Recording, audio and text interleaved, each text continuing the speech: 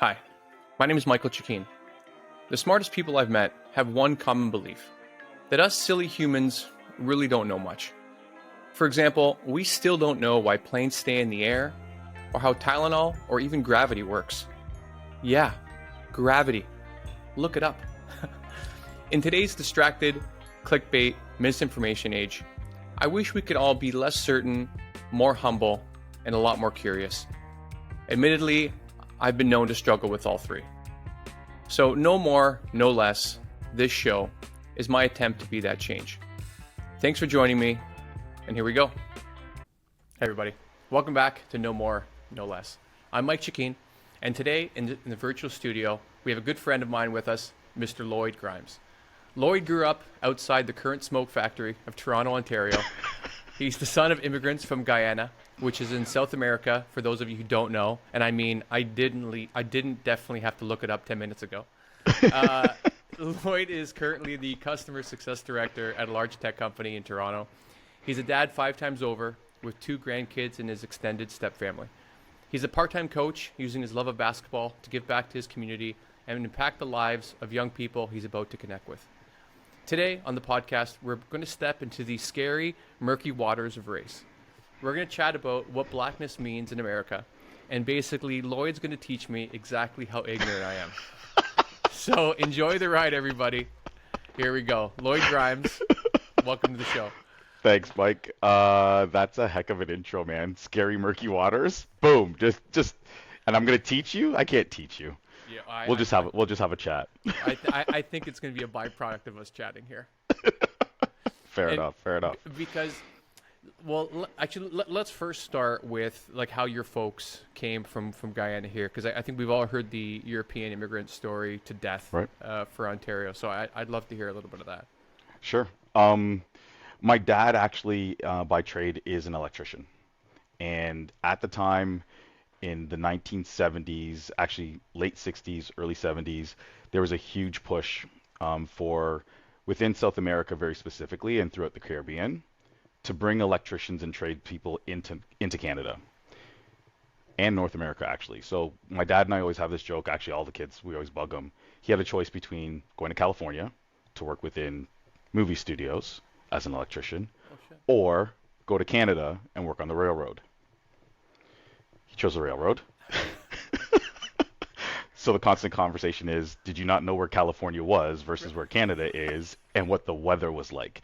But I digress. What's his answer? His answer is he understood what the railroad was, but what kind of impact he'd have within movies, he was like, I don't really know. So it had nothing to do with geography. It had more to do with how he felt comfortable doing what he was doing. So growing up in Guyana as an electrician, he worked within an auto body shop. He understood how to take apart and put back together batteries and all those things that came along with that. Motorcycle enthusiast, was never allowed to ride one after he got married to my mom, and not in North America. So that was one of those things where he's like, I understand what I can do within the railroad versus what it would actually look like within the movie industry. Ah, cool. And because my dad, why he came over was just because he had other relatives here, and we always make fun of him, like, dude, you could have went to Australia. Like, what's going on? It's freezing here. All right. And so what was there an impetus of why he came to Canada from Guyana? Like, was political shit really going down at that time, or was there someone here? Like, how did that happen? So it's a combination. Well, I can't say it was political. From what the stories and how we've all been explained how he came is he has an aunt who was here, my great aunt, and that allowed him to actually be able to go through the citizenship process easier. He had a place to stay, roof over his head. Once he was here, everything was basically taken care of, and what he had to do was just basically find himself in employment within a certain amount of time, and that was the easiest part for him. Interesting. I think my dad also came over with an aunt, and he stayed at her house for a while until the rest of his relatives a few years later were like, you can move out of her house now. You can't just freeload this whole time.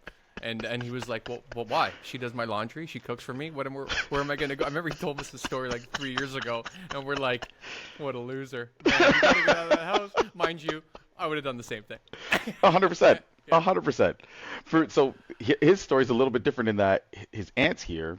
He's helping to pay for the pieces that are there, and just my dad as an individual is a very independent guy. So he Yeah. was like, he got, I think it was like 2 years or so that they were living, and then he was like, I'm out, and he just wanted to be able to make it on his own. Corresponding with my mom back in Guyana, went down, got married. They came up together in 1972. So he was here, I think, in 1970, married my mom in 72, and then they both came back up in 72. Right. Okay. Yeah. And then you were born a year or two later. Year or two later, yep, Right. 74. Okay. And when was the first time you went back to, or or was it? I was back when I was so immediately thereafter. I think within 2 to 3 years, I had gone back. So as a baby, recollecting nothing. Right. But then when I was 12, no, 16, 15, 16 years old, was the next time that I actually went back and actually reconnected with my cousins, etc. And then it was a good 20 some odd years before I went back there again. Okay. So yeah, like I've only really been back to Guyana 3 times, two of which I can actually tell you what happened. Okay. And when you were 16 when you went back, did you remember having a connection with your heritage when you was there? Because the only way I can relate, obviously, is we would go back to Italy. Like 'cause my mom's dad was sorry, my dad's mom was still there, and so we'd Hmm. go back at most every 3 years, but sometimes more often. And when I was younger, all it was a different place where the adults still spoke a language I didn't fully understand. So Fair. like I didn't really appreciate it until I was like 16, like you said, and I got to stay with my cousins. They took me to like different cities, and then Right. I realized that I was in a place that was now different, and then I could understand myself through that. Do you remember ever having any of that when you were 16? It's funny that the way that you outline that and how you kind of put together that timeline. That's exactly how I felt at 16. So Okay. I had heard about Guyana. We've had stories about Guyana. There was a conversation about what it was like to grow up on Guyana. And then spending, I think we were there for like 3 weeks. Those 3 weeks were probably the best 3 weeks I've actually ever had growing up and understanding where I was and what I was doing. I was able to connect with all of my male cousins, and we actually, like, we would hang out, we'd have dinner like 3 times a night. So everybody wanted to host Cousin Lloyd. So I would eat at Amazing. my aunt's. I would go over to my uncle's, and we would sit down and have a full meal. Would still be in school, but they're like, "Hey, yeah, let's go." So my cousin Jermaine and I, one house to another, 3 meals a night. But every single time I was getting stories from family as to what was going on or what it was like to Oh, grow up in Guyana and what it was like that they thought I was going through in Canada. right. And really and truly, so backpedaling a little bit to the beginning of my dad coming to Canada, there is a thought process within the West Indies that everything here is milk and honey. Everything. Like you can literally walk out tomorrow, grab a job, you're all set. And that was how, when they were talking to me about, oh, life is good for you, I'm like, we still struggle like everybody else, Right. but they think we're living high on the hog and therefore can do anything that they have a thought about, oh, you could buy a car tomorrow. No, I can't. But Right. that's the thought process there. That we're rich Right. because we're living in Canada. Yeah, we had the exact same experience. My grandfather used to send money back because he was one of four. Sorry, he's one of four that came to Canada, but he's like one of nine altogether, and the rest Mm. stayed back in Italy. And there was points where they're having arguments where they're asking for more money, and he's like, "Where do you want this money to come from?" He's like, "I have 2 kids. I'm paying a mortgage. I have a car to pay for." He's like, "I'm trying to help," but so there was a bit of friction until they understood, like, "Oh, this isn't like whatever the El Dorado. This isn't the city of gold where everybody's just living like high on the hog, like you Yep. said." So that's interesting. So maybe that experience was similar for a lot of people who came from the old world to the To the the new. new world. Wow. 100%. Um, and so growing up, because one of the reasons, and I've been thinking about this, having a conversation like this, I think since George Floyd, Okay. because that really galvanized how I thought about how I viewed black people, black culture, and all these things growing up. Okay. Because in the Italian community, at least, there was a lot of, well, toxic masculinity bullshit, and there was also like a bunch of racist bullshit going around. Like there'd be there was a bunch of race jokes in general, like Jewish, Polish, black jokes. Like they were just flying around, I think, with everyone in general. Mm-hmm. And I remember at a certain point even thinking like, oh, this doesn't really seem right anymore. Like some jokes, some stereotype jokes, even Italian jokes. I think they're still funny, but there's always a line where you're like, fucking yikes, who's laughing at this? Yeah. And there was one of my favorite movies called The Bronx Tale. Have you ever seen it? Yes. I really love that movie because, so for me, I don't know if it's because in Hamilton there's a lot of Southern Italians. Southern Italian is normally associated with the mob, but my experience from Northern Italy, I'm not saying there's no mafia there, but like it was never anything that was even in our purview, in our family or the people friends of family, etc. And so when I watched that movie, it was the first time that it was a movie about Italians that wasn't just about the mob. Yes. Right? There was De Niro, who was a hardworking, blue collar man, like my old man, but there was a bunch of racism in that because they were trying to show that you can make a choice, and not act like this. But you had a lot of people I used to hang out with, that they'd be using like the derogatory term for black people, and like, did you guys not know who the fucking villain was in that movie? Did no one have anything? So like, yeah. And so I think it even is like, even like the Catholic high schools, there's only a couple of black people in our high schools who I would interact with and get along with, but they weren't in my core group of people.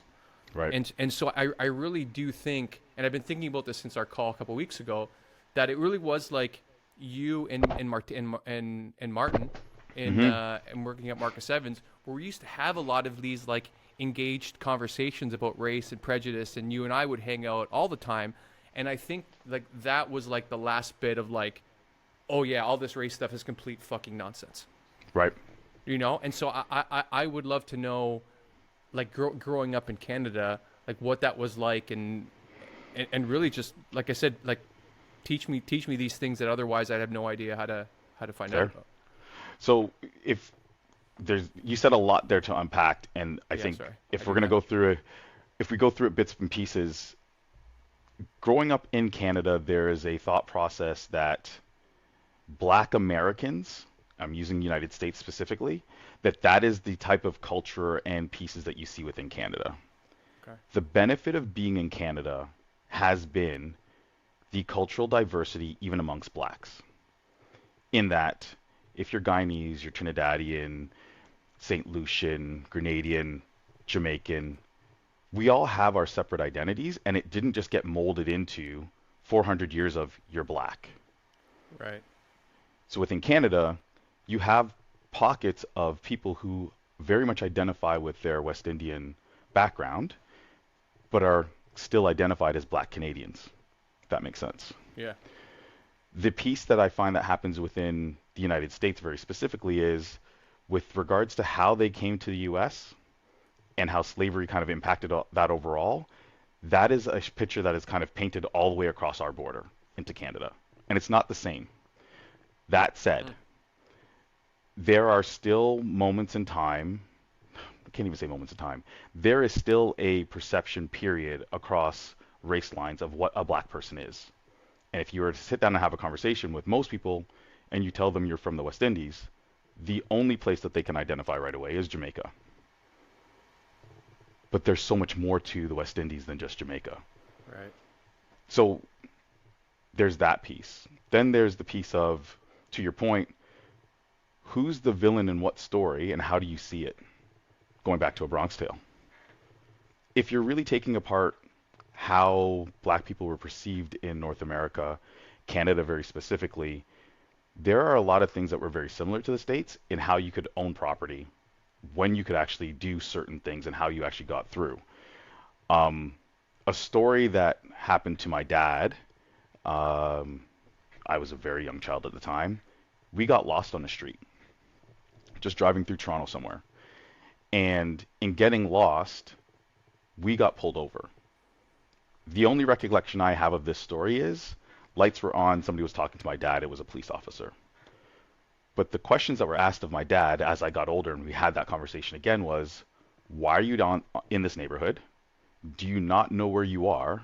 Go back to where you came from. And he's like, I'm a Canadian citizen. I live in this area, but I just happened to take a wrong turn, so I'm in the wrong space. And the police officer's like, well, then you move yourself along, or you and your family are going to spend the night in jail.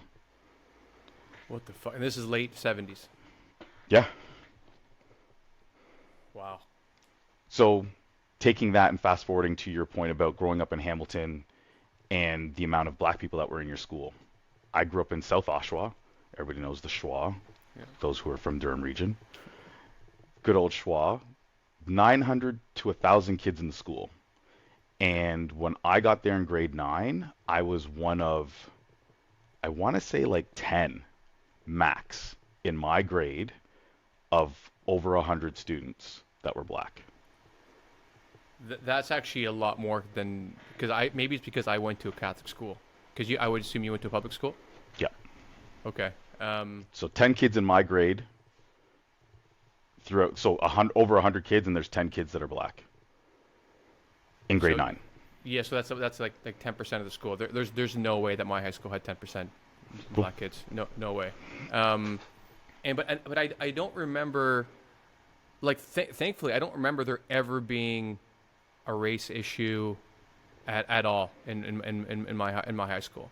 And so I think that's why I think maybe from the mid 90s, maybe because we all had parents that came from other places and friends that came from other places, that maybe it was a little bit more evolved because of that. I don't know why. Like I don't remember hearing anyone. Maybe once I heard someone use the N-word, but I don't think it was ever in like a directional sort of usage, you know. And so I think I remember talking to a buddy from home, by all other intents and purposes a great guy, and we were just talking about the George Floyd situation and how there was like BLM marches in Toronto that was happening, and he said something like, he's like what are we doing? Like, haven't we done enough for racism in Canada already? And I was just like, I'm gonna let that go, because I don't, what the fuck am I gonna say?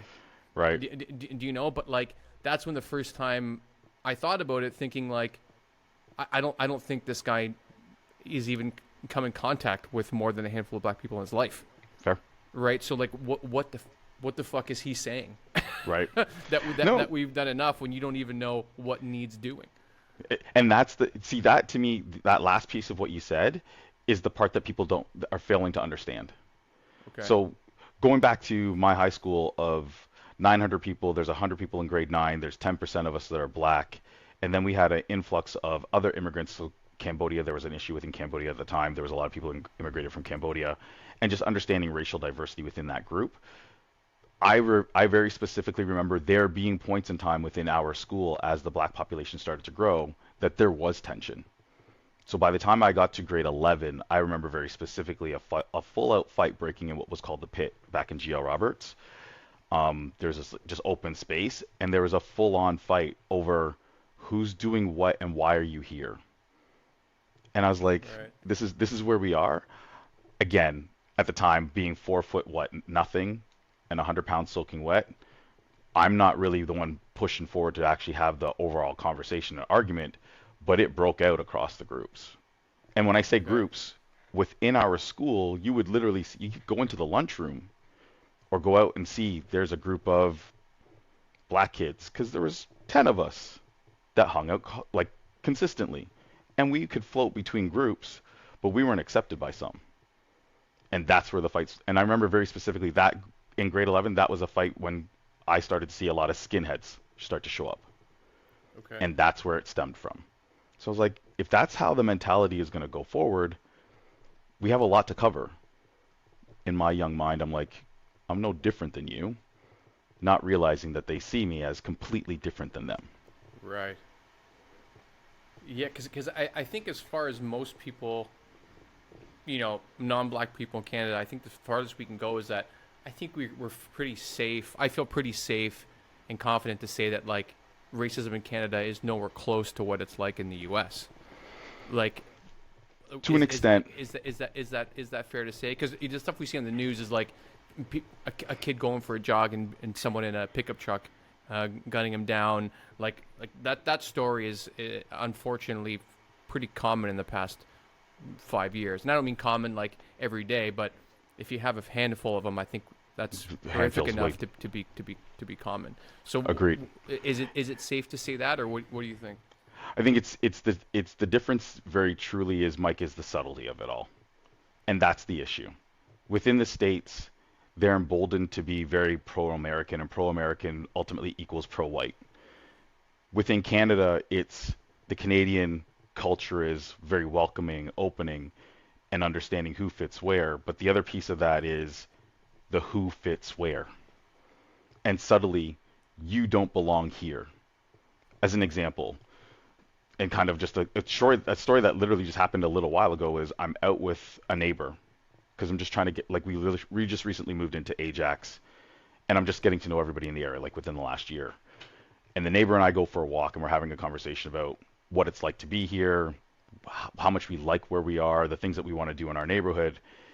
And he's like, and you guys don't face any issues here. And I'm like, back up a second. 3 weeks ago, I was down a side street, and somebody asked me, what am I doing in this neighborhood? And I'm like, in Ajax, you're asking me that question? And he's like, exactly. Like, how can they say that to you when you're in Ajax? And for me, that's part of the mentality and problem is we associate it to be okay that certain people are in certain areas because of it's a generally populated area. Therefore, everybody's in this area. But you still have people who think you shouldn't be around here. Right. Well, and sorry, I laugh when you said Ajax, because to me, Ajax is the fucking whitest place of the white places. Do you know what I mean? Like 100%. But I haven't been there for years, so maybe it's definitely it's completely changed. Since, right. Yeah, it's so I would say Whitby, which a lot of us, again, derogatorily, we might say Whiteby. Right. That is the whitest area in Durham region, as far as I can see. Have you been to Guelph, Ontario? A couple of times. That's a pretty white place. That's pretty white. Right. But I think at the Barrie same probably time, wins. if we're looking for like the trifecta of whiteness, I think. Good point. No, Yeah. but Guelph is an interesting spot, man. There's some interesting things out that way. A few years ago, we were just at a restaurant because I had a friend that lived up there, and we went to this one restaurant, and I don't remember what it was called. Maybe it was a Jack Astor's, maybe it was somewhere else. And I remember looking around and just being like, I feel like I'm pretty dark in this room. I'm like, and it was the middle of winter, buddy. So, but because you mentioned that story when we spoke a couple weeks ago about someone asking you like, "Are you from around here?" And I thought like if someone were to tell me that story, I think because something like that is so foreign to a lot of us, I think our first instinct is to ask, "What were you doing? What were you wearing?" And all of these things. Where if I think like, okay, let's say I was walking around a neighborhood and I'm wearing like a hoodie, like I'm really gonna paint the picture as narrow as it can be. But if someone came around me to ask like, "Hey man, what are you doing around here?" I'd be like, "I don't know. What do you mean?" Like I'm like, and even a couple years ago, I was in this neighborhood and like not too far away, which is like a more posh place in Barcelona. And I think because I had like a long pea coat on and a hat on, where nobody wears hats around here, and at all, and not really, especially not at night. Like got it. And so I had a police officer stop me, and the police officer stopped me, asked for my license, like asked me a lot of questions, and I was like, I live 3 blocks from here, and like and they just wouldn't stop asking me these questions, and I would imagine if those little like micro experiences were to happen over time, like you I would assume you just start to internalize that, like, okay, there are people that aren't welcoming me here. And that's, to your point, those micro incidences or microaggressions that happen over time are something that for my entire life, not categorizing them as such, have led me to look at certain things certain way. Right. So as an example, I'm sitting down and I'm going to my guidance counselor. It's grade 12. I'm thinking marine biologist. That's what I'm doing. That's where I'm going. Not a marine biologist. Otherwise, I'd be in Australia like your dad was supposed to be. But sat down in the guidance counselor's office, and again, the statement was said to me, well, your people do really well in trades. I'm already angry. I'm already angry at But this. I'm a teenager and I'm thinking to myself, what does that really mean? And I'm like, okay. And again, think about it I'm looking at my viewpoint. My dad's an electrician. I've got other family members who are working in trades. I see your line of thought process, but you're telling me that I'm not good enough to be a marine biologist. And I'm like, no, marine biology. Yeah, but trades. Like, I've never taken a trade in the school, and we're known to be a trade school. I've never done auto. I've never done wood shop. I'm in all of my sciences, and I'm acing them. And you're still saying to me, no, probably not a good path. Well, did this person use the term "your people"? Yes. Motherfucker. Honestly, I get bothered when, well, firstly, if a guidance counselor in a high school shouldn't exist. Because if that person could guide someone's life, that guy would not be a fucking guidance counselor in a high school. When you can't do, you teach. Yeah, no, but hey, listen, I would put a lot of benefit towards teachers and the value that they provide for sure. But a guidance counselor whose job is just to be a guidance counselor, that guy should be jettisoned from the ship. Yes. And even if first set of weight to go. Yeah, if someone comes in and says, like, listen, I want to be a musician or I want to do these things, I think the question should be like, well, have you been practicing? How good are you? What are you trying? Like I hate this idea of especially a kid. Like, if you're under 20, you're a kid. Yep. And you're going to an adult that's supposed to have your best interest at heart. Mm-hmm. And especially, like, listen, if you're failing everything and you say, listen, I want to be an astronaut, like, okay, maybe you should consider something else. 100%. Right? Like, you're not good at math, we're not getting you off the ground, forget about it. Yeah, right. Like, if you can't carry a tune, someone should tell you not to go to American Idol. You're going to be on that first round of laugh tracks. Right, but if a kid comes to you and they're doing well in school and they have like ambition, I think the job should be to help them, not to. And it's also that, like, okay, so let's say there are a bunch of black people that are in trades at that time, but it really is like, monkey see, monkey do. That, like, if the kids can see that, even like if women can see more people in STEM, then they're like, okay, I can be a doctor, I can be a scientist, I can be all of these things. Like, right. You could have been, another black marine biologist that could inspire other kids. Sorry, I'm really angry at this. No. So, and this is to the whole premise of this conversation. These are the things that within people don't understand how all of those things come together, and they ultimately affect your view. Right. And the piece that haven't been having a hard time with.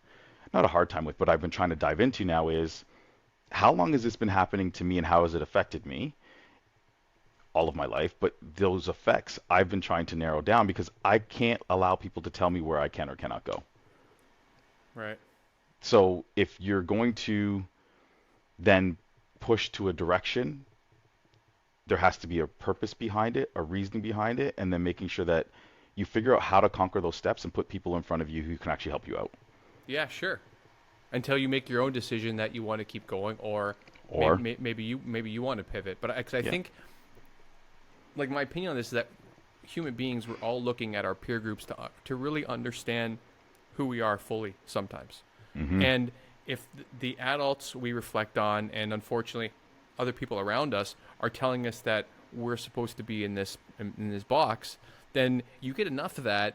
And you kind of gaslight a kid or a person, even an adult, depending on the situation, that they cannot do that thing that they want to do. And it becomes like this mass delusion that convinces people against the things that they want. And so, like, did you ever have these conversations about, maybe after George Floyd, it kind of galvanized some of this, but did you have the conversations in the black community about people who had experiences in Canada and stuff like that? Like, do you have any perspective, like a community perspective on this?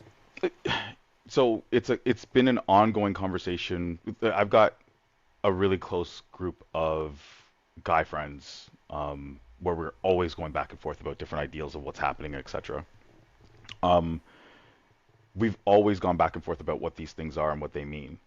For me, it's taken a step further, in that I do coach basketball, and therefore watching how has this affected young black men that I'm coaching or others that are in the gym, and how they ultimately see themselves. And I think that's the part within the last 3 years, probably four, that I'm seeing changes with regards to that community. Okay. It's getting to the point now where I think, based on COVID, George Floyd, at home schooling, virtual schooling, not being able to interact with your peers on a regular basis, and now coming out of the other side of that, there's been a lot of things that I think are starting to show with regards to how people interact with each other properly. Right. And I'll give you an example of that. You and I talked about this 2 weeks ago, where I can have a conversation with any player in the gym, and if I'm giving them constructive criticism, is how I'll put it. We're going through a situation, I'm trying to explain it all over to them, and they're not getting it. They do this thing where I literally look at it like this, that they're turning off their camera and turning off the sound. They're engaged with me, looking at me. Yep, coach, da da da da. And as soon as it's not going the way they want it, they do this and they do this. Cameras Wow. off, sounds off. I'm not taking anything else in. For instance, sorry for people that are listening and not watching. When Lloyd says this and this, he's talking to them, and then as soon as he's saying something that is maybe constructive or criticism, they look down and they look away.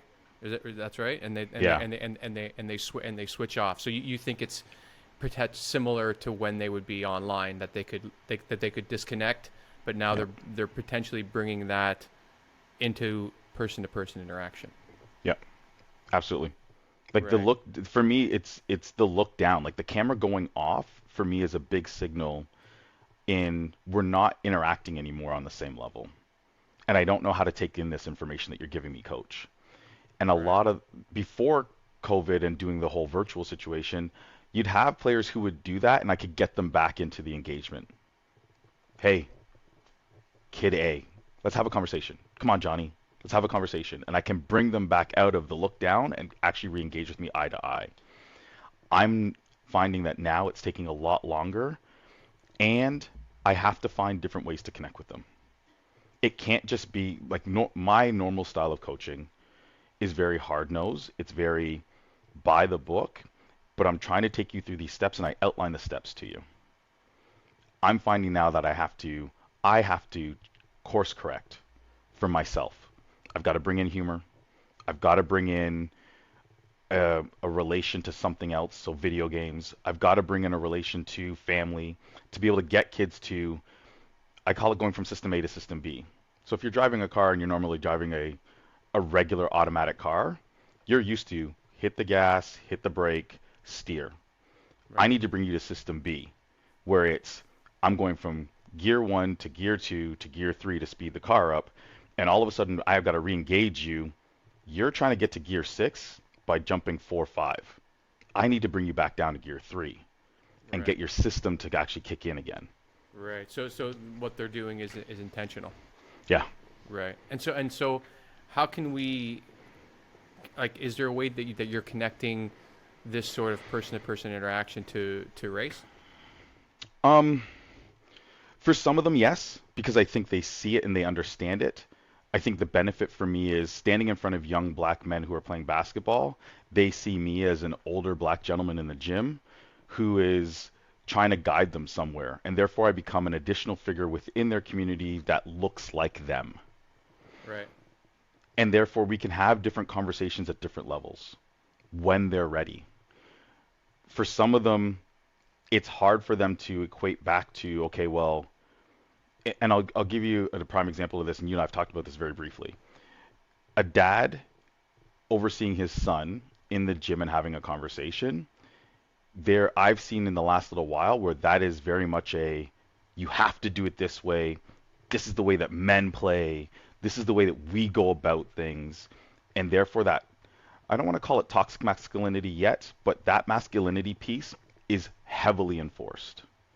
Okay. And you see kids who can't figure out what it means to be a man yet because they're 10, 11, 12, 13 years old, these kids. But that's what a man's supposed to be. Right. The other side of that equation is moms interacting with their sons. And in the last 2 years, it's been a lot of coddling. Coach, can you not talk to him that way? He needs more love and assurance. And I understand all that. And again, my own word there, coddling. But I think it needs to be more of a loveful interaction that is able to bring people forward, if that makes sense. Not a real word, but you know what I'm saying. Sure. I get it. I like the idea of loveful. But it's funny. I read an article today, or maybe it was Instagram, who knows? But like, it's something along the lines of like, they did a study that coaching that is more based on like criticism and hard-nosedness, or I really need to find it for you, but like saying that like those players played worse and they played worse throughout their career. But ones that were instructed with more like constructive criticism and support, those are the ones that did better. And it seems like you're trying to kind of find where that line is to be more helpful. Because yeah, it seems like kids now parents are paying more attention to the feelings now. Yes. Right. And so I think it could be better or worse depending on the context of what that is. Like there's parents charging into schools being like, my son did not fail that test. And you're like, I think they did.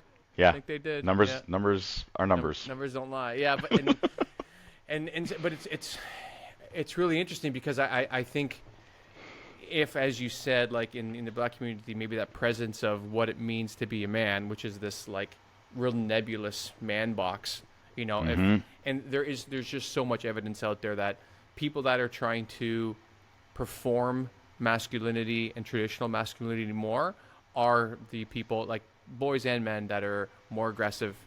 They're angrier. They have a more narrow bandwidth of emotions, because in some research I've been doing recently for another project, that because the man box is so nebulous, it's what makes it so difficult for a man to understand what that means to be a man. So the only message they get is that don't be a girl and don't be gay.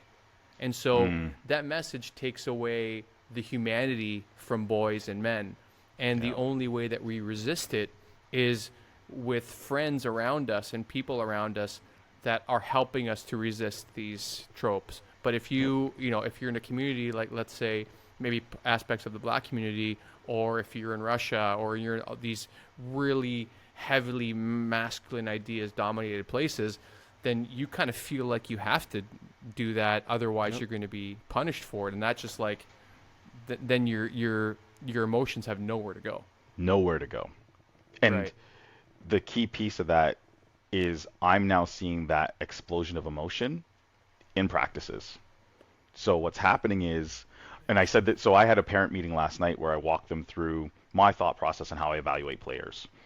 And towards the end of that whole discussion was, we've gotten to a point where when coaching, they can't understand how to take in constructive criticism and not take it, the word I want to use is personal, but I don't think that's where I'm trying to go. But they don't know how to actually take that in and separate the emotion from the criticism, and therefore understand what the performance is needed. And therefore, there becomes an outpouring of emotion, which typically shows up in the gym as frustrated crying, shutdowns, or complete give-ups. Right. And how So old are there's these kids? this year, grade 12, oh, sorry, not grade 12, grade 7, so 12 years old, turning 13. Okay. Yeah, that is quite a delicate age. Yeah. And so have you also like modulated how you address these kids as well, to see if there's like another tactic, or I don't know if there's a behavioral psychologist that does coaching? Like I don't know, that would be really challenging, I would imagine, because like, you know what you want to teach them, Like for me, knowing you, I know you're not trying to ride these kids like. I'm so bad. I don't even have a coach to give an example of, but you know what I'm talking Yep. about. Like, and so like I know that you want to get your message across, but Hmm. like now this is a different cohort of kids. Like I heard like Yep. I don't know what classification, if it's not millennials, like the Gen Zs maybe it is, but like there's a definite turn of their Yeah. emotionality that either some men are really just taught to be masculine, or they just have so many emotions now that it's how do we deal with them.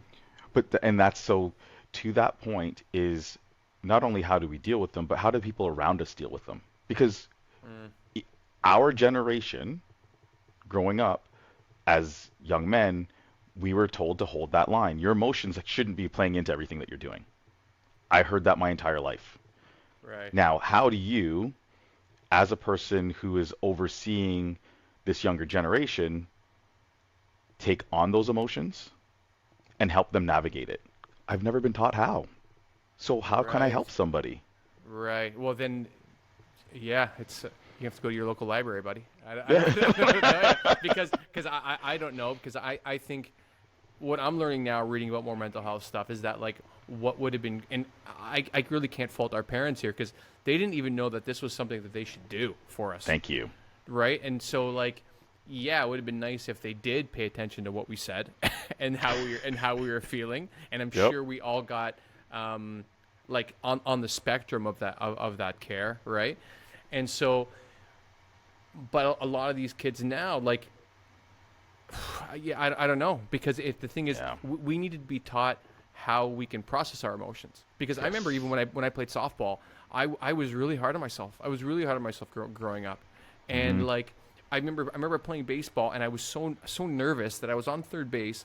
Someone hit a deep pop fly, and all I had to do was like wait till they caught the ball and then run in. And because I was just so nervous I was going to fuck up for something, I like I left late or whatever. I ended up getting thrown out at home, and Mm. I remember like I just sat in the grass, hating myself for the rest of that game. I probably went home and hated myself, and like it's because I was so scared. And but someone should have, well, not should have. It was like high school softball, but like how to process what I was feeling, Yep. and how to kind of overcome those things so that the mental game was stronger. But Stronger and easier. Yeah. and the mental game's the hardest part. I played tennis today. I was telling you, Hmm. and I lost 7-5. I was up 4-3 at one point. It's fucking boiling hot outside, and at one point it was like 6-5, and my body was just like, "Might give up. This is go home. You should It's you over. should you shouldn't be doing this." But like, it's hard. The mental game is really really hard. So like, what are you thinking about of how to like deal with the, like, not race aside, like how to deal with your students? Is there anyone that could coach you to coach them, or I don't know? So what I've actually done is I've taken cues from other coaches who have gone through the process themselves. So Coach Vidal, who actually runs our overall organization, a few years ago actually handed out notebooks to everybody based on pieces that he had been seeing within the community that he also used to do himself. Post practice, post game, even whenever you have the thought process to do it, just putting down on paper how you think you functioned, how you went through things, what that made you feel like, where you can actually think you can improve, and just getting it out of your head. Yeah. I've taken that and put it into what I'm doing currently with this team. So I've given everybody, I give them homework all the time. I'm like, I don't have a notebook for you today. Go pick one up, put pen to paper, pencil to paper, and just get it all out of your head. Just get it out of your head. And then when you feel like it, you can go back to it and see how you felt. Right. What did that mean to you? And that's part of, it's funny because I was actually also watching, there's a Netflix show going on right now with regards to tennis players. Match And point. each match point, each one of them talks about this, about how they write down their feelings about what's going on. And I think one of them specifically said, I was writing about what the other person was doing versus what I was going through. And the moment that that switched, Right. I was able to actually help myself compete better. Right. Yeah, that stuff is really hard. I played another tough match last week, and I was up 5-3, and I ended up losing. And so I was angry that evening, but I was like, okay, I just picked up tennis. a year ago. This guy's been playing all his life. He's 10 years younger than me. Like there was ways that I was like, don't beat Right. yourself up. Like you're doing good. But like it's still frustrating because you're like, oh, I should have been able to do this. I should have been able. It's all should. Whereas now that I'm older, I'm really trying to embrace like just the joy of playing and that like you have something to learn. But as kids, I don't know. That's really It's hard. tough. Yeah. If you have you watched Ted Lasso yet? I'm on season 2. Okay, when you're done that, I would like it's only 3 seasons. I'd love to hear if it changes your idea for coaching at all. Because it's obvious a comedy, but like there's a lot of, real profound stuff in there. The believe part was a huge one for me when he did that in the first season. Yeah. Well, it becomes a part of the final season as well. So. Okay. Yeah. But we went off track a little bit, and I'd want to come back to, like your community of friends, like not just your experience of Blackness in Canada, but like your boys growing up and maybe family members, like. Are you still feeling these things in Canada? And do you think that part of it is like we watch so much of the States, right? Yes. Like we watch the news basically like it's a soap opera because down there it's a soap opera / circus / monster truck rally / dumpster fire that we cannot just turn away from watching. Right. Like, yeah, it's taken a while for me to get better at it, but it's still like, yeah. But and so do you think some of that sentiment for how aggressive racism is in the country. And again, I do want to say like the U.S. has the most races of any country. Like the U.S. experiment, I think, is valuable. But some of the stuff we're seeing is really exposing some of the ugliness of people that do have this strong racist DNA. And so do you think maybe black people in Canada watching that get more of that feeling in Canada as well, and even though it's not there, or it makes them more aware of things that are? I think you don't have to watch the States to experience or understand what you're experiencing here in Canada. So those two worlds, as much as we see it, the piece that I think for your listeners very specifically, they have to understand is this is just the experience. It's just that. And I can identify with it. It's not that it makes it more or less. It just helps me be more consciously aware of what I'm running into at times. And maybe sometimes to my own detriment, but I think it also helps me to see people for who they are when they tell me who they are. Right. And I think that's the part where being black in Canada, as much as I'm like, oh, it's not as bad, it's actually pretty bad. Like let's take blackness out of the equation and just let's use any minority group in Canada. 2 years ago was when the gentleman ran down, or was it 2 years ago? Or was it a year ago when he ran down the family in London? Right. Ran over them with the van. There's that situation. I've seen posts pop up within the Greater Toronto area of people being like caught on film on their way to wherever they're going in life, and it's you people are doing this, you people are doing that, and it's a white person talking to other people who are minorities at a bus stop. You're all at a bus stop. Like you can't really think that you're that much better than that person. Like I just don't you're all going through life the same way, but you can't accept that those people are around you. And I say those people because that's how people see them.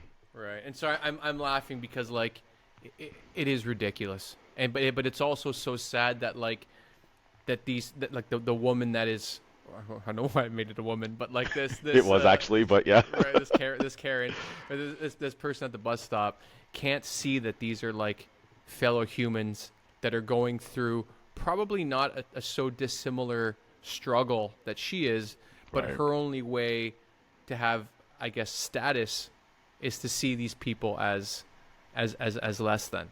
Yeah. And so it's gross. And so do you find that, because I'm trying to think of questions that, like, let's say someone that isn't racist but hears all of this, like, whatever, white Twitter, you know what I mean, like these ideas that like do you find it hard to, like, so let's say someone, you're at a movie theater, a Walmart or whatever, and someone just being an asshole. Yeah. Do you find it sometimes hard to parse, like, this person is being like this to me because they are just an asshole, or because I'm black. So my default in my brain that I try to stick with is that they're just an asshole. Right. The moment that they show me anything different, that's when I'm like, okay, so you're actually that guy or Okay. that person. Okay. And the reason I specifically have to do that is because if not, I think what it does, it takes away from my ability to just see other human beings. And Right. that's the part that I like so looking at myself and just understanding how I'm trying to process the world now is I'm really trying to get people to see I am just like you, minus the fact that I'm better looking than you. Like, right? Like, I am, don't hate me because I'm beautiful. Nailed it. No, but the other side is so I've been watching a couple of things on Instagram and Twitter lately where um, the conversation is really delved around religion, Christianity, and what that really means, and then how that equates to how you see other people. And the one line that I can't get away from is people keep bringing in God and love and how they want to be able to position it in their own light. Those two things, and I'm not a religious person by any stretch of the imagination, so I'll touch on that at another time. But if you're really going through life with love, you can't equate it with hate. I only love me, and therefore everybody else around me. Fuck y'all. Yeah. Like how? Yeah. So I have to be able to give everybody that golden rule. I have to. Because if I Right. don't, then I'm always going to be angry at everybody. And I think that's where people are missing out. Like you really aren't, you can't So great. hate the rest of the world and then expect to be able to, like you can't even start by loving yourself. Like you have to love yourself first so that you can actually see everybody else. And that's where people are failing. Do Ugh. unto others as you would do unto yourself. If you live that life, you can't be racist. Right. Well, a friend said recently, like, my friend and her and I are subscribed to the Substack called The Friendly Atheist, and like you can imagine some of the nonsense that this guy's just telling us of what's going on in the States or wherever, Hmm. and because she came from a very very heavily religious family, and she's now atheist, and she said to me, she goes, Mike, there is no hate quite like Christian love. And I was like, "That's great. That's gold." But It's like, so but I, true. but I can really relate to your idea of like to choose optimism, like back to Ted Lasso, like just to believe, Yeah. because otherwise, every person is a different person, and maybe some person is just being a jerk, and it doesn't mean that they have anything to do with the color of your skin or who you are. And but I've spoken to some people in the States about this, and some black people that have been like, I try to not get involved in politics and to live my life like this because I know that if I think about all the stuff that's happened in the U.S. over the past 150 years and I start to attach myself to it, I think it's just going to corrode who I am and Hmm. make me hate anything, make me hate everything, and I get it. And the person I Yep. spoke to, they were like, for an African American, they're like center right in the U.S., which is not it's Mm. not a common thing. Not a common thing at all. And so we'd have these pretty engaged conversations where we disagree on a whole bunch of things. But I remember when he said that, I was like, oh, I get it. I get it now, because I think it's his grandmother that or something like that, like not so far removed, that worked on a plantation. So like it's really close it was really close to him, familiar wise. And Right. so I wonder, like, is there at least maybe less of a fear response in Canada for the black community than there would be in the US? Or because there's so a fire hose of like really scary shit happening over there to black people who just get pulled over for speeding, Hmm. that like some of it has just unfortunately dripped down into the cortisol levels of black Canadians. Six of one, half dozen of another. And the reason Right. I say that is because you still run into that cop who's like, I'm pulling you over just because you got a nice car. I've been that guy in the car. And I'm like, yeah, but I work this is what I do. And they're like, yeah, sure you do. Come So I've on. experienced that. Mike, Oh, fuck. Yeah, sorry, I didn't mean come on no, like no, you're no, no. joking. I'm just like, like, Unfortunately, I think the part that we have to take away is, as much as there's a border between the United States and Canada, people are people. And right, the only difference I think is, in Canada we're taught to we are they try to teach you that we're tolerant of other cultures and right. they can bring their culture here. In America, it's come be an American. In Canada, it's come as you are. Yeah, And yeah, that come yeah. as you are allows you to feel like you can still just be you and move ahead. But the reality of it is, and this is a much deeper conversation, but the economics of how other people move forward affect how other people see them. All right. If you come into Canada, so a very recent situation, you have everything that's happened with regards to the war in the Ukraine, and then you have what's happening in the Sudan. How much do you know about what's going on in the Sudan? How much do you know about what's going on in Ukraine? Mm, a fair amount. They will talk about all the Ukrainian immigrants who are getting housing and how they're moving forward. I have yet to hear of anything announced within Canada about how we're helping Sudan. Right. And that for me is a perspective on life and how we see the world. Ukrainians look white. European white equals Canadian white. That's easy to identify with and help. Sudanese, tell me what a Sudanese person looks like. And I'm pleading ignorance here because I'm looking at Sudan like, okay, well, do they look like me? Right. How much do I know? Right. Should I be helping? Yeah, you could be right. I think like the way I look at that, and this is from a completely ignorant perspective on what's happening in Sudan. So, Hmm. but my instinct is that like I think it's easy for us to understand like the existential threat with Ukraine and Russia and how similar it looks to, 100 years ago, where Hmm. these imperial forces are trying to take over the largest country in Europe, which I didn't even know before this war started last year.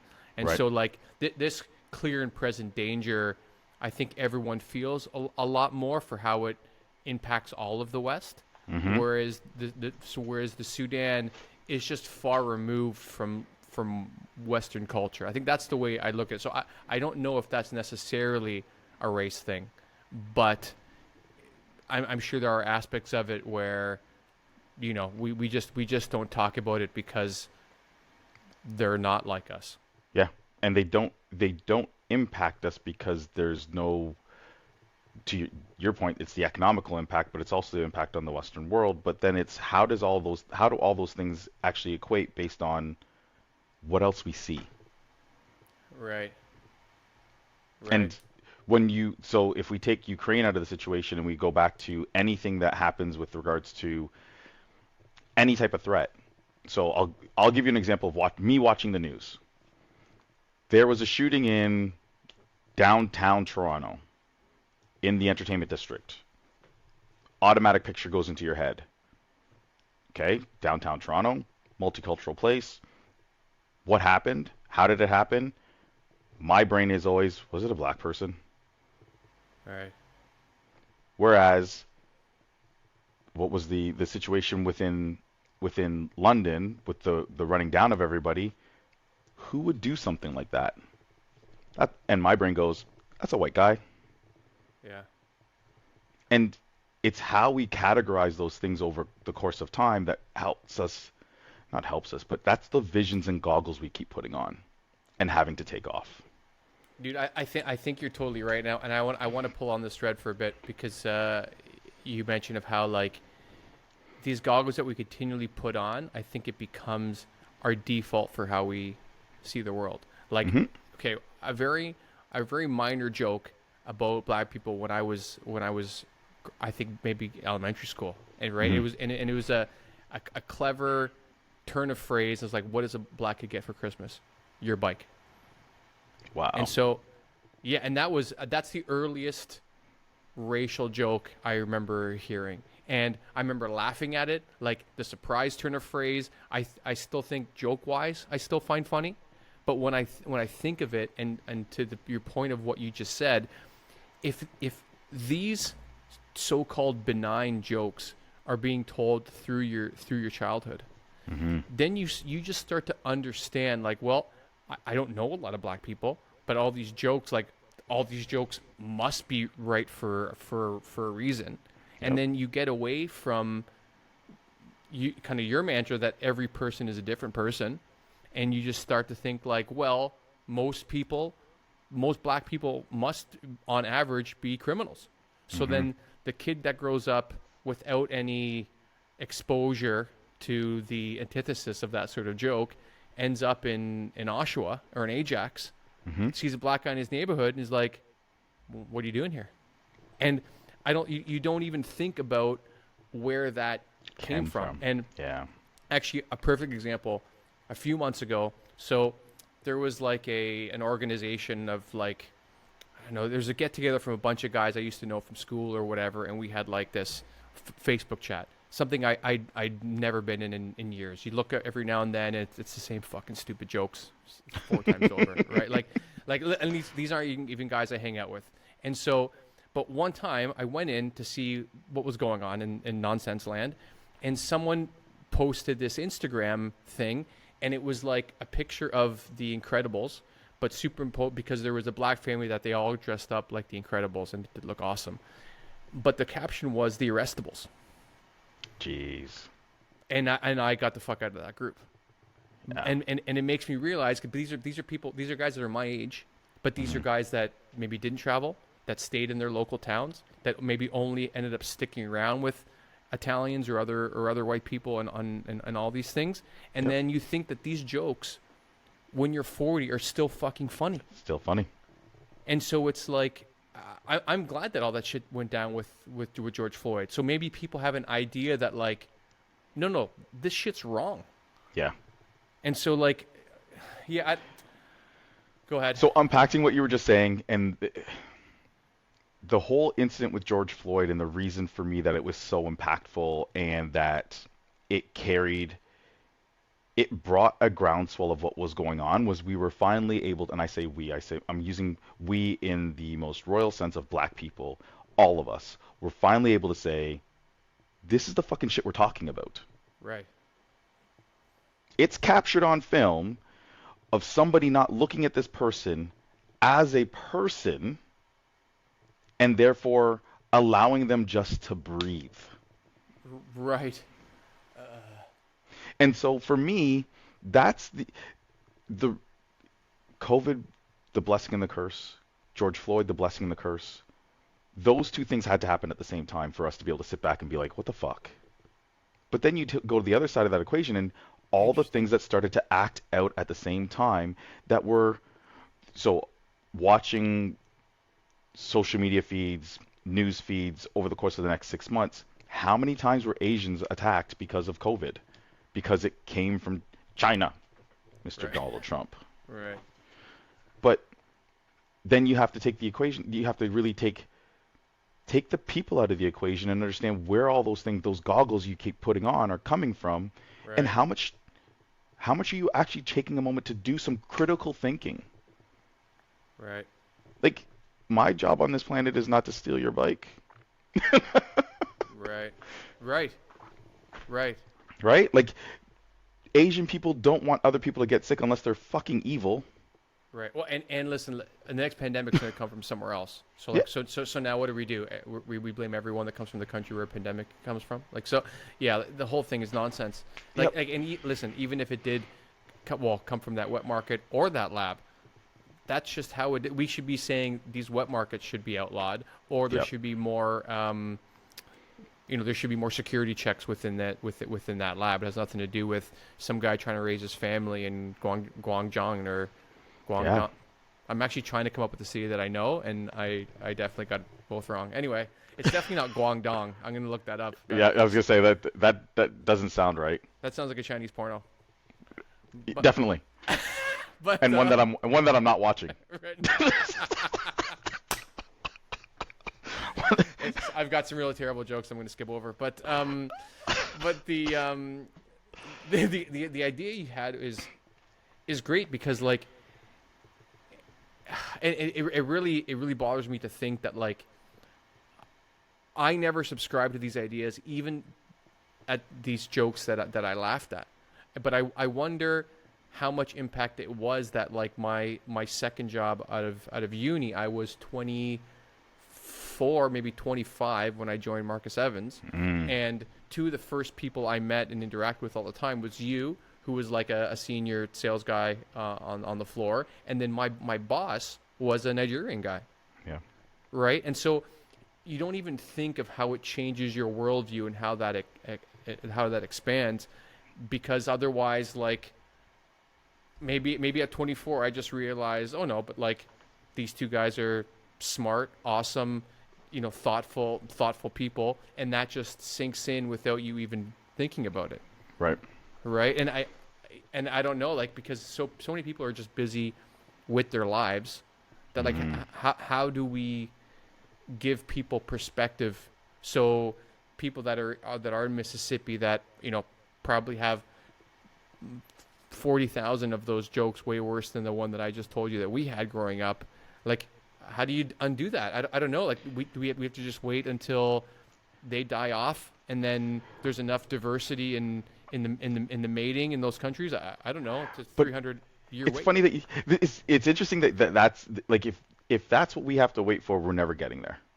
Because to your point, you said something a little bit earlier, those are people who are they're never getting on a train, they're never getting on a plane. They're going to, even if they do and they go somewhere to vacation, those people are never around them enough to influence how they're going to see the rest of the world. Because when you go on vacation, you're interacting with the people at a resort or within a local space, and they are, quote unquote, serving you. Right. And so therefore, they're never my equal or my superior, which is a very scary thought for a lot of people to go through. But you have to understand that so reverse the timeline and take a look at what the world looked like before slavery.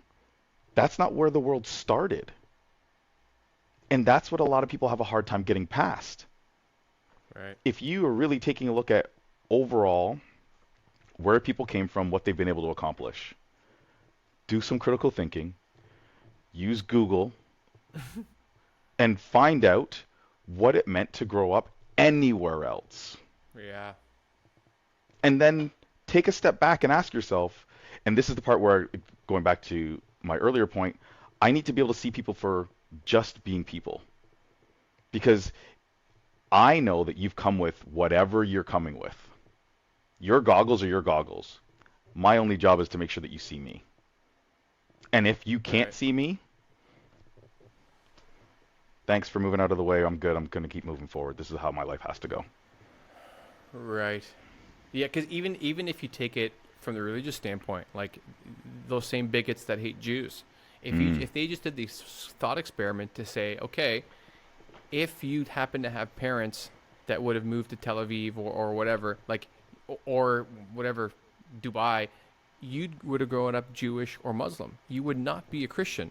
There you so go. like, so you just would have died in hell because of the borders that you were born in. Like these are the sad but honest hilarious things that like we don't even think about. And a lot of Americans I know, especially bumping into tourists here, Americans are the friendliest people I've ever met in my life. Like if you are going somewhere in the world, the Germans besides you aren't going to break up a conversation. If you happen to like brush arms with an American, they're going to tell you where they're from, what they're doing there, their dog's name, and like sometimes you're like, ugh, but like normally they're just so friendly and so nice.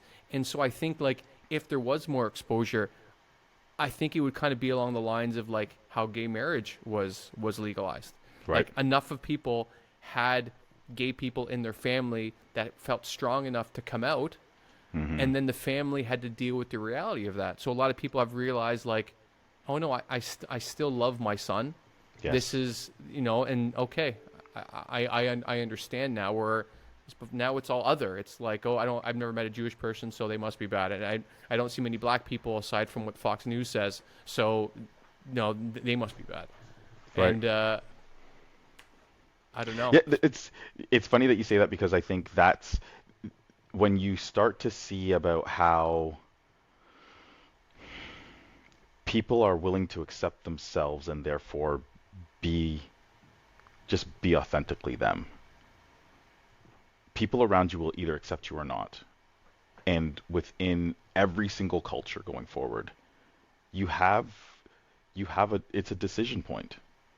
It's a can I for a moment and just for a moment break my normal cycle of thinking and just see this person for who they're saying they are. Right. And then if I can do that, can I then move past all of my preconceptions? Because Right. technically, if they're within your close family circle or friend circle, they probably don't fit your preconception of what that thing should look like. And therefore, if A plus B doesn't equal C, maybe I've got it wrong. Right. But that... And even if the stereotype for some things is correct, it doesn't mean the person you're looking at matches that. And I'll Right. admit, actually, in this, I want to be respectful of your time. So where I think we could end is a conversation that I almost 100% know that you were a part of on that sales floor was you, me, and Martin, my Nigerian sales manager at that time, and he was making the case that everyone is prejudiced. Yeah. And I think I was definitely in a phase where I was probably disagreeing for whatever reason, but doing it in a really confident manner. That's not me. No way, not everybody. But I remember in the end he really convinced me on it as well, because I think I was taking him to say that everyone is racist, and at that point I was defending myself as not being racist. But the way he said it really, I think, because this conversation is not that people aren't going to have prejudices. Everyone has prejudices, and I can definitely be guilty of stereotyping. If I hear someone is Russian, I meet them, or they're Polish, or even if they're Italian, I definitely have this idea of like, okay, you are these list of things, and I have to really work hard to be like, listen to them, because every person is a different person. So like, even if they meet half of this list of stereotypes, the other half I should probably get to know before I make before I make a decision. So people are listening, like these things are things that we make an effort to be better at. It's not that we are or not. Like, do you know what I mean? 100%. And I think because people are always like, well, racism, so I'm going to use black people racism happens to us. I'm like, yes, you're right. But our prejudice towards the rest of the world, that's something that we have control over. And that's where we have to start thinking about things differently. Right. So if there are, like, again, you can, to your point, Russian, here's the list. Guyanese and Trinidadians. So if anybody's Guyanese and anybody's Trinidadian on this, we'll have arguments over who does what and and we can all go down a list of those things. Right. And in my mind, Italians, listen, there's so many things that Michael does not fit 75% of the list. Yeah. But I know Michael. Right. There's a huge difference. And therefore I can now equate this set of love with an Italian, and therefore I can't put everybody in the same box. That's ultimately where I'm trying to get to. Right. And that's where the piece that I think, to your point, that's where, in talking about race, in talking about prejudices, in talking about my experience as a Canadian growing up as a black person in Canada, I have to give it the benefit of the doubt. Otherwise, I'm just stuck. I'd literally just sit in my basement and just never interact with anybody, because I could be very, very angry all the time. Yeah. I don't have time for that. Right. You just got to believe. That's it. Believe.